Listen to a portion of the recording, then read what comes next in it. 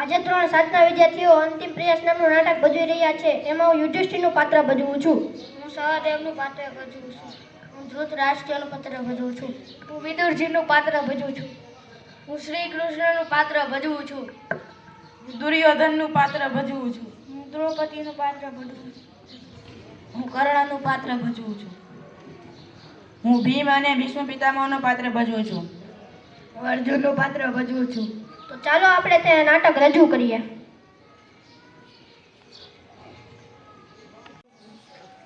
ઉપલેવામાં અજંપો હતો. આજનો સૂરજ જાણે અજંપો લઈને ઉગ્યો હતો. ગઈકાલે ધૃતરાષ્ટ્રનો સંદેશો લઈને આવેલો સંજય માત્ર યુદ્ધ ન કરવાની વાત જ કરી શક્યો. પાંડવોના પક્ષે એમનો ભાગ આપવાની એમાં કઈ વાત ન હતી. કશું જ લીધા વિના યુદ્ધ ન કરવાની સુફિયાણી સલાહ યુધિષ્ઠિરને નિરાશ કર્યા હતા. સૌથી વધુ અજંપો કદાચ કૃષ્ણના નિવાસમાં હતો.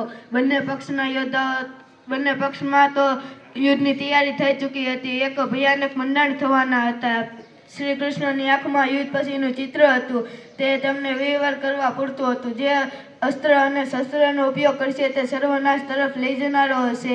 તે જાણે બંને પક્ષના યોદ્ધાઓ તો જાણે મૃત્યુને મુઠ્ઠીમાં લઈને જ આવવાના હશે, પરંતુ તેમના બાળકો નિરાધાર થવાના અને વૃદ્ધોની સ્થિતિ બદતર થવાની. આ ઉપરાંત કોઈને રડનારું રહેવાનું. આ ઉપરાંત યુદ્ધના સમાજ પર પડનારા પ્રભાવ અંગે શ્રી કૃષ્ણ પણ ચિંતિત હતા. શ્રી કૃષ્ણ વધારી રહ્યા છે. પધારો શ્રી કૃષ્ણ. જનાર્દન, હવે તમે જ અમારું માર્ગદર્શન કરો. ગઈકાલે અમારા તાતાશ્રી ધૃતરાષ્ટ્રનો સંદેશો આપણે સાંભળ્યો. તેમની ઈચ્છા વિશે કેમ ને કશું જ ન મળે. અમે અન્યાયનો શિકાર કરી લઈએ, પરંતુ યુદ્ધના માર્ગથી દૂર રહીએ. સાત્રી ફક્ત દુર્યોધન કૌરવોને પોતાના પુત્ર ગણે છે. આપણે તેમના માટે પારકા છીએ. તે આપણને સલાહ આપે છે, પણ દુર્યોધન કઈ સમજાવવા તૈયાર નથી. આપણે યુદ્ધ કરવામાં વિલંબ શા માટે કરીએ છીએ? આપણે કોના આદેશની પ્રતીક્ષા કરીએ છીએ? દુર્યોધન એના કુકર્મોની સજા કેમ કરતા નથી? જુઓ, મને લાગે છે કે કેશવ રાજભર ઊંઘી શક્યા નથી. તેમની વાત પહેલા સાંભળો. જો ધર્મરાજ સમત હોય તો હું જવા તૈયાર છું. યુદ્ધ એટલું કોજન સપ્ત ઋણોથી યુદ્ધ કોઈ શાક્તિ વ્યક્તિ જે યુદ્ધને પસંદ કરે. યુદ્ધ કરવું એ ક્યારેય સારું નથી, પરંતુ હું તમને અન્યાય સ્વીકારવાની સલાહ નહીં આપું. આતતાઈઓને સમાજમાં છૂટો મૂકવો એટલું જ મુશ્કેલ છે. યુદ્ધ એટલું જ ખતરનાક છે. અને હજુ વિદુરજીને પણ સાચી વાત કરતા કોઈ અટકાવી નહીં શકે. આપણે કદાચ અડધા ભાગમાંથી બાંધછોડ કરીને એક યુદ્ધ ટાળવા એક અંતિમ પ્રયાસ કરવો જોઈએ. દુર્યોધન હજુ માનતો નથી. સમજાવવા જનારાનું અપમાન થવાની સંભાવના વધારે છે. એ સંજોગોમાં હવે વિષ્ટિકાર તરીકે જશે કોણ? જો ધર્મરાજ સમજતો હોય તો હું જવા તૈયાર છું. નહીં કેશવ, તમારું અપમાન ન થવાય. દુર્યોધનનો કઈ ભરોસો નથી. કદાચ તમને કઈ મને કશું જ નહીં થાય. મારા અપમાન છતાં યુદ્ધ અટકાવાતું હોય તો હું એ કરવો ઘૂંટણો ગળી જવા તૈયાર છું. માધવ, આપને વિષ્ટિકાર તરીકે મોકલવા એ ઉચિત નથી લાગતું, પણ આ કામ આપને સિવાય કોઈ કરી શકે તેમ નથી. તો હું હમણાં જ પ્રસ્થાન કરું છું. જેવી તમારી ઈચ્છા. કેશવ, તમે મારા ચિલહરણની વાત ભૂલી ગયા. હજુ મારા કે છૂટા છે એનો તમને ખ્યાલ નથી. ભર સભામાં મારે અપમાનના ઘટનાના ઘા ગુરજી રહ્યા છે એનો તમને ખ્યાલ નથી. પાંચાલી, એ સભામાં કેવળ તારું અપમાન એ સમગ્ર નારી જાતિનું અપમાન છે. દુર્યોધન અને દુશાસને વિશ્વની દરેક માતાની સામે ધૃષ્ટતા કરી છે. તું એમ માને છે કે આ ઘટનાની આ કેવળ તને દજાડે છે? અમારા અહીંયામાં સગનની આગ સળગતી નહીં હોય? આતતાઈઓને દંડ આપવો એટલું જ જરૂરી છે. તારા કે મારા અપમાન કરતા માનવજાતનું જીવન ખૂબ અગત્યનું છે.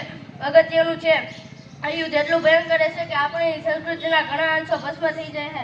અહીં વેરણ છેરણ ભણેલા માનવ જ્યારે કૂતરા અને ગીદડા કરતા હશે. યુદ્ધ પછીની ભયંકર શાંતિ આપણે જીરવી નહીં શક્યા. તું પાંચાલી, તારા અપમાનનો બદલો સર્વનાશ કરીને લેવાનો. તું કે હું માનવ જાત કરતા મોટા થઈ ગયા છવી? શું ઇતિહાસ આપણને સર્વનાશ માટે દોષિત નહીં ગણે? જો દુર્યોધન નહીં જ માને ને તો સર્વનાશની જવાબદારી એની થશે, આપણી નહીં. આ સમય ઢીલા થવાનો નથી. આપણે ભવિષ્યને ઉત્તર આપવાનો છે. હું એમ માનું છું કે તું મારો માર્ગ નહીં રોકે.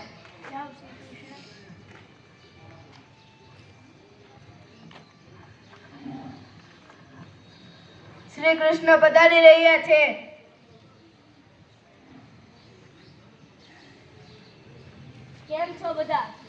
તત્વ છીએ. હું યુધિષ્ઠિરના સંદેશ વાહક તરીકે આવ્યો છું. આપ જાણો છો કે બંને પક્ષો યુદ્ધની તૈયારીમાં લાગ્યા છે. જો યુદ્ધ થશે તો હજારો નિશાનોની આગ આપણને ઠારી નહીં શકે. લાખો અનાથ થયેલા બાળકો ભાવિ અંધકારમય થઈ જશે. ભારત વર્ષના મહારથીઓ નહીં રહે તો બાકી રહેલા નબળા હાથ પ્રજાનું રક્ષણ કરી શકશે ખરા? તે કરતાં યુદ્ધ ન થાય તે માનવ માત્રમાં હિતમાં છે.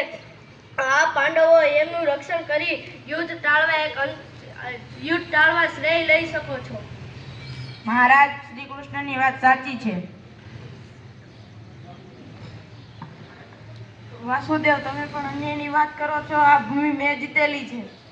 ભારત વર્ષની ભવિષ્યની ચિંતા લઈને હું આવ્યો છું. હું પાંડવોને બાંધછોડ કરી સમજાવી શકું છું, પણ મને રાજ્યમાંથી છેવટે 5 નગર આપવા તમને વિનંતી કરું. તમે પણ આ કાયરોના સંદેશવાહક બન્યા. તેમને 5 ગામ તો શું તસુભા જમીન મળવાની નથી.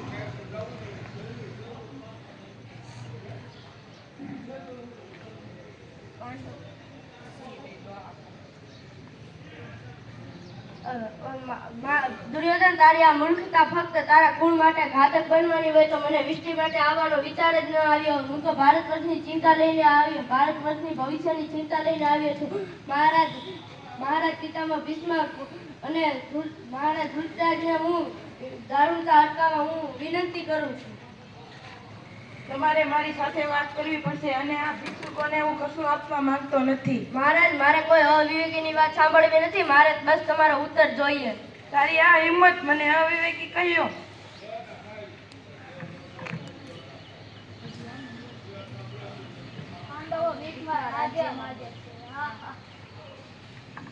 દુર્યોધન, તું તારી મર્યાદા મારે મહારાજ નીતિ તમામ મર્યાદા દુર્યોધન આજે ઓળખી ગયો છે. વિવેક ચૂકે તેનું પતન નક્કી થશે. વાસુદેવે કહ્યું તેમ કુળને બચાવવા જરૂર પડે તો દુર્યોધનનો ત્યાગ કરો. મહારાજ, આવનારા મહાવિનાશને રોકવા છેલ્લા પ્રયત્ન રૂપે હું આવ્યો હતો. મને લાગે છે કે આ યુદ્ધ રોકવું અસંભવ છે અને તમારા કુળનો વિનાશ થવો એટલો જ મુશ્કેલ છે. હવે અહીં ઊભા રહેવાનો સાર નથી એવું મને લાગે છે.